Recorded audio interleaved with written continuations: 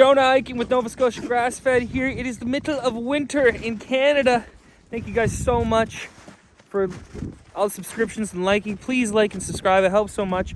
And I'll tell you, right now I was wishing I was standing in that field on Ross's farm. This is what this video is about. This summer I toured Iowa. I went to look at different farms, beautiful farms down there. Spent a lot of time on my buddy's Matt's farms at Ancestral Farms, Iowa.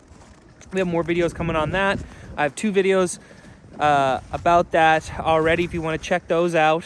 And he has a pasture hog operation, and it's beautiful. And he took me to his buddy Ross's farm, and Ross does grain, undercrop, cover crop, grazes cows, uses the cows as fertilizer, uses the cows to manage weed, has a whole rotation. That's what this whole video is about. So we're gonna do a throwback to this summer when I was in Iowa at Ross's farm. And Ross, I got 1 cow, and we're gonna get a lot more. I got 4 more coming, and we're gonna have a lot. So hopefully we can pick up on a couple tricks from Ross, and we can all grow together and use less inputs.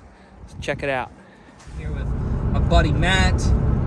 He's running Ancestral Farms, Iowa. Matt, why don't you tell us where we're going now? We're going to see your buddy Ross, correct? Yeah, Ross Karash at Karash Family Farms up in Jackson Junction, Iowa. He does regenerative grass-fed beef. And he really is doing it what I feel the right way. He's doing it on the beef side and then also on the row crop side and the way that he farms. So we're going to go there, let Jonah talk to him for a little bit, pick his brain, and kind of drive around and see his operation of cows. This is just kind of a down and dirty example of I've got a 1-inch line from my farm hydrant. Coupler here. Classic. Seen that on lots of farms. Yep. Just onto the hose like that. Yep.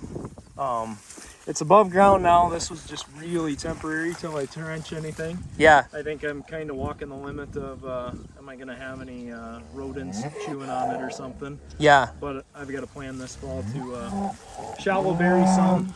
Yeah. And that's just going right to this here. Yep. It's full. And we're going to be moving them in what direction now? We're going to head north up that way. Yeah. And so how long ago were they here? this would have been 5 days ago, 6 days 5 days ago. And then we're moving up to that ridge over there. Yeah, we're going to go all the way to where we shut that gate when we first came in. Great. So it's about a quarter, not quite a quarter mile. And we're moving about 1 acre a day. About 1 acre a day right now, and you're moving daily. Yep. Once a day. So the right way to do it is you calculate what do you have for forage. For example, you come out here, you get a percentage of stand looking down at the ground, how much is plant matter, or you'd use a ring and say this is how much true dry matter forage I've got. Yeah. I kind of do it on a trained eye. Again, I start grazing, I have the opportunity to come out a couple times a day and see they're set for a day, or I need to move them again, and then I can gauge that quick area of they had this much today, and then I'll go more from there. Perfect. So, and we had a lot of rain, so you can kind of see here where we've got some mud and such, but this doesn't bother me because I'll seed through it. Yeah. And love it. Live, so laugh, here's love how it. we'll move them. Come on! Come on! Come on! So you guys can go up to that next post and we'll watch them all go. Great. Come on! Come on!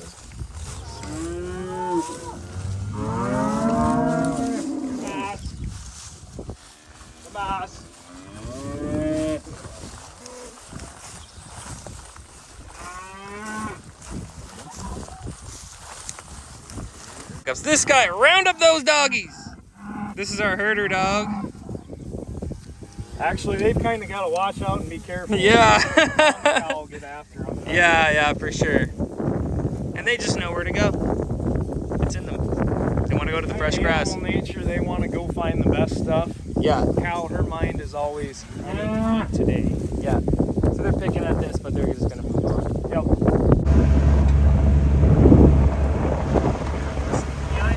And one thing about Ross, he doesn't electrify his fencing when he's working around it. Well, right? Yeah, so it's off. That was the... Oh, God! That was the tool I showed you. A smart He turned it all off so we can touch it and not have to worry about it. Because he's an engineer and he's smart. So if we come in here... Yeah. So this is rye I'm going to harvest for grain. Yeah. use it and sell it for cover crop seed. So look Yep. down here. I got beans planted in them. They've been growing for 2 months here. So this is something I'm branching out into and new, but I've got beans on 15 inches planted here, April 25th. Yeah. And my plan is in about another month to come in with the combine, Yeah. cut this rye off over top of it, spread the straw real evenly, and then those beans are gonna pop. This is like a through. pre-cover crop. This is like a Relay crop. relay crop. So Yeah. 2 cash crops, 1 season. It's called a relay crop. Yeah. So they're complementary species. Do you plant them at the same time? So this rye was seeded, call it late September last year.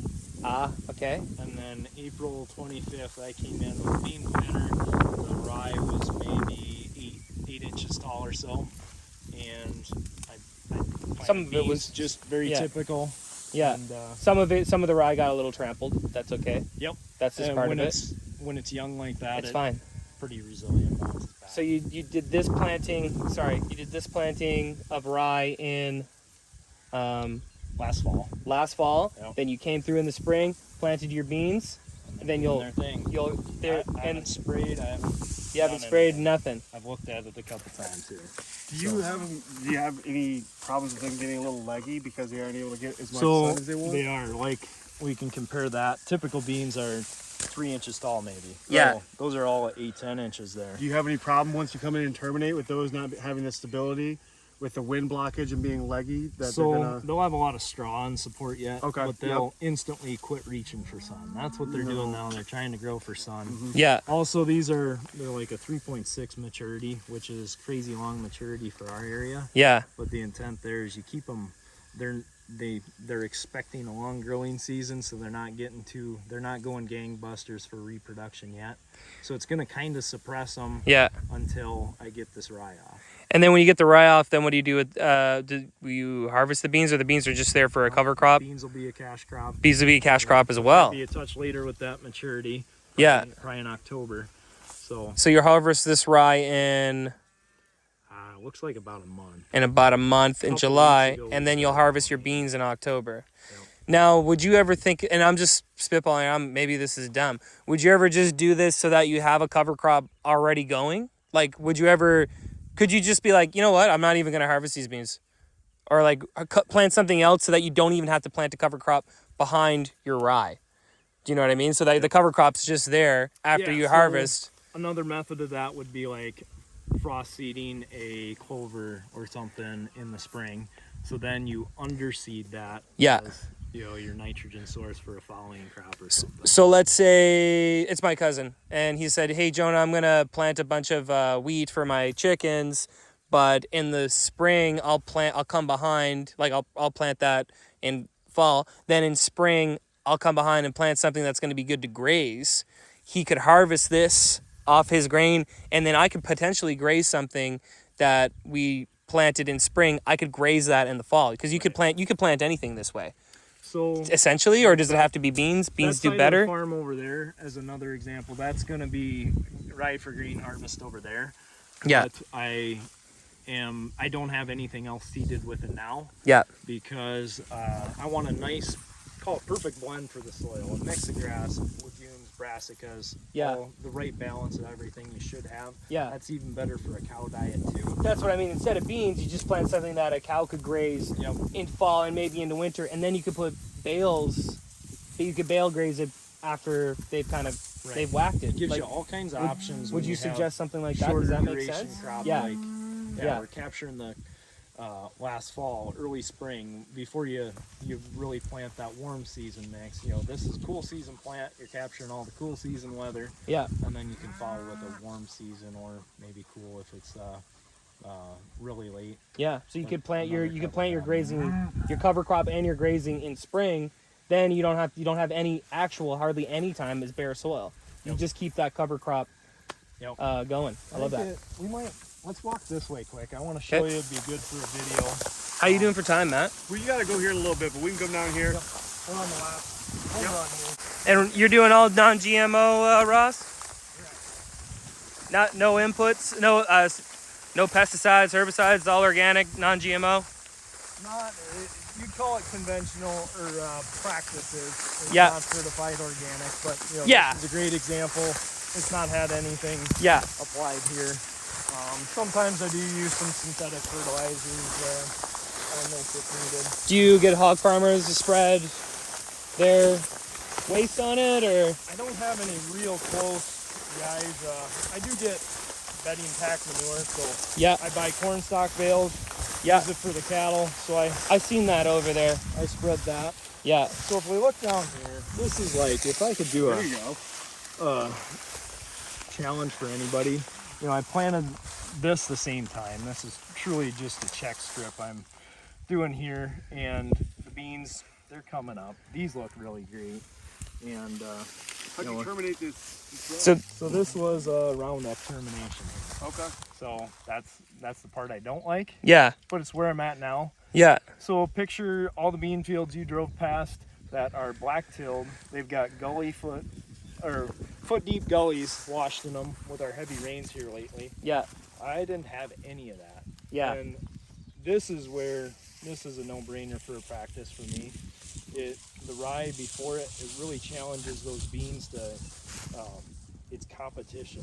Yeah. They get out there, they get going, they know they have to grow and be strong, they're not lazy, and I've got a great cover here. It's suppressing the weeds. So I pick up back on the other side, and it's good for the beans, it's good for the soil. So your cash crop is your beans, and the rye you're like. So I kind of do this smooth transition from beans are still capturing sunlight. Yeah. The rye is dying, so Yeah. I don't have this period where I'm not sequestering carbon or covering the soil. It's a no-brainer of a system to Yeah. me. When you have diversity of species here, Yeah. it's done great things for me. But you could also let the rye mature and harvest it. It'd be so similar that's what I effect. haven't. That's what I'm working on. That's here. what we're working on. I don't over have- here. Instead of terminating with Roundup, getting a double cash out of it. So that's you're doubling what you can utilize your land for, and reducing your erosion, reducing your inputs, and they work together. I love that. There's a lot of timing. I got real lucky with this. Having a Yeah. good spring and planting in a perfect window. It's gonna work great this year. Yeah. Not always the case. I know people that have tried doing this and they didn't get their beans in, so it's gonna be just rye. Yeah. Weather, wet conditions, all that stuff. That's farming. Yeah. I Yeah. guess Don't so. I know it? But it gives you tons of options. Yeah. When things are right, man, you can get in there, you can do good things for the soil, Yep. and you can profit from it. That's great. That's what we want. I just wanted to show you this. I like that. Yeah. No, This this is is. a simple system. Yeah. And it's not as risky, and anybody can do it. And then at what point could you implement cattle grazing in here? You would just, after you take off your beans, you would just plant a cover crop that is Right. complementary to cattle grazing, and then they could graze that in the spring, right? You would. Yep.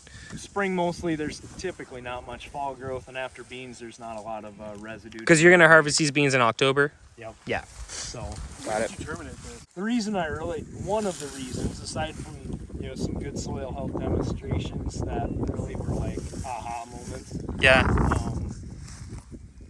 it was just really frustrating when around here water hemp is huge dollars in herbicide going across it, and Yeah. it wouldn't even phase it hardly. $30-40 in herbicides, not doing nothing. Yep. And the herbicide salesmen and co-op and everybody applying, they said need to do more, throw more at it. Yeah. And that's perfect reason we joke at moron farming. Yeah. More chemicals on. I I love step that. back, get to the root cause. Yeah. In a season of growing cereal rye for a grain crop, Yeah. I've eliminated the water hemp. Yeah. Weed profiles change. Like up there, I've got some giant ragweed that's an issue. Yeah, because what's gonna grow here? Not only do you have this choking everything out, then you got the beans. There's nothing's gonna grow there that's not what you want, right? So I'm learning, evolving, but you got to think a little differently. Yeah. You get to, instead of treating symptoms, everybody preaches this a lot better than I do, but this is kind of my way of implementing, the basics of it. And Yeah. that's kind of where I get to. I don't work with, or I haven't been using biologicals or anything. I did some Johnson 2 compost in furrow when I planted last year. I didn't do a good trial with check strips to really see a difference, but you can see me moving my biological factory around there. Yeah, Getting exactly. cattle on every inch is my plan. I was telling, Matt, I'm on the phone with my cousin. We're really close, and he's like, well, let me know if you go to any farms with good compost machines, because we need to figure out something to do with, adding fertility to the soil. I said, well, hopefully I have about 100 large, medium-sized compost machines and maybe 200 small ones and sheep, and let's just get a bunch of little ones instead, That's kind of my approach. I spread their manure if I have some from winter piled up or something. And don't worry about composting it, because when you spread it thin out there, nature's doing that. Yeah, especially where you're reducing your pesticide, your herbicide. Those bugs are going to be in the soil to process all that, right? I think so. The best way to improve an average is bring the bottom outliers up, quit doing the bad stuff that are really killing things. Yeah.